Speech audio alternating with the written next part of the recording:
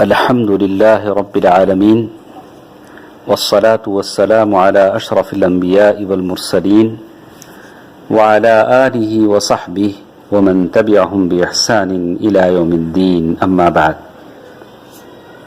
محترم حضرات و خواتین، اللہ تبارک و تعالی میری آواز سننے والے جتنے لوگ ہیں، اللہ تبارک و تعالی سب کو عافیت کی دولت عطا فرمائے اور سب کی زندگیوں میں خیر و برکت عطا فرمائے، آمین. آج کے اس درس میں ہم سنیں گے کہ ہمارا دل جب بگڑتا ہے تو ہوتا کیا ہے. ہمارا دل جب بگڑتا ہے، فساد کا شکار ہو جاتا ہے، تو پھر دل سخت ہو جاتا ہے، اس کو بیماری لگ جاتی ہے. مالک بن دینار رحمہ اللہ فرماتے ہیں، اللہ تبارک و تعالی کی طرف سے کچھ سزائیں انسانوں کے دلوں اور بدنوں پر اثر انداز ہوتی ہیں. ونکن فی المعیشہ ووہنن فی العبادہ وسخطتن فی الرزق. ایسے سزا آتی ہے کہ روزی روٹی تنگ کر دی جاتی ہے انسان کی، یا یہ بھی ہوتا ہے کہ اس کی عبادت میں کمزوری آ جاتی ہے. اللہ تبارک و تعالیٰ کی عبادت کرنے کو جی نہیں چاہتا، آدمی کمزور ہو جاتا ہے. سمجھنا چاہیے کہ اللہ تبارک و تعالیٰ کی طرف سے سزا ہے. اور تیسری چیز وسخطتن فی الرزق، روزی تو ملتی ہے لیکن بطور آزمائش کی ملتی ہے. اس روزی سے اللہ تبارک و تعالیٰ اس بندے کو آزماتے ہیں، دولت دے کر اور روزی بڑھا کر. یہ اللہ تبارک و تعالیٰ کی آزمائش کے طور پر ہوتا ہے. اسی لیے غزالی رحمہ اللہ فرماتے ہیں، انسان کا ہر عضو، یعنی مطلب آدمی کی آنکھیں اور ہاتھ، یہ عضو کہلاتے ہیں. اپنے خاص کام کے لیے اللہ تبارک و تعالیٰ نے ان کو پیدا کیا ہے. اگر انسان کا یہ ہر عضو اپنا مخصوص کام نہ کرے، یا کرے بھی تو اضطرابی کیفیت کے ساتھ، تو یہی اس عضو کا بیمار ہو جانا ہے.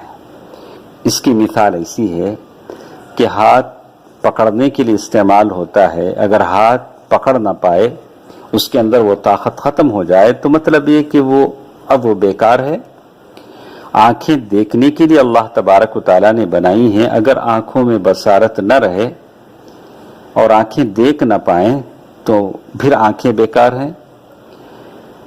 تو بالکل اسی طرح دل اللہ تبارک و تعالیٰ کی علم، حکمت اور اپنے رب کو پہچاننے کے لیے اللہ تبارک و تعالیٰ نے بنایا ہے. اس دل سے آدمی علم حاصل کرتا ہے، اللہ کی پہچان کا علم اور دانائی، اور اپنے رب کو پہچانتا ہے. اور جب وہ دل وہ کام نہ کرے جس کے لیے اللہ نے اسے پیدا کیا ہے، تو پھر وہ دل بیکار ہے اور بیماری کا شکار ہے.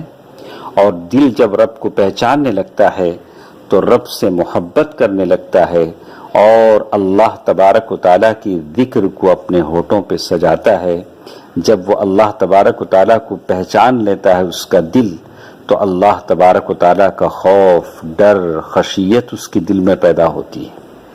اللہ تبارک و تعالیٰ کو آدمی جتنا زیادہ پہچانتا ہے، اللہ سے اتنا زیادہ ڈرتا ہے. اگر دل ساری چیزیں جان لیتا ہے، پہچان لیتا ہے، لیکن اللہ کو نہیں پہچانتا، اللہ کو نہیں جانتا، اس کی قدر و عظمت کو نہیں سمجھتا ہے، تو اس دل نے کچھ بھی نہیں جانا. اس دل نے کچھ بھی نہیں جانا. اسی لیے سلف نے کہا، القلوب ثلاثہ، دل تین طرح کے ہوتے ہیں. قلب مثل الجبل لا یزیلہ شیء، ایک دل پہاڑ کی طرح ہوتا ہے.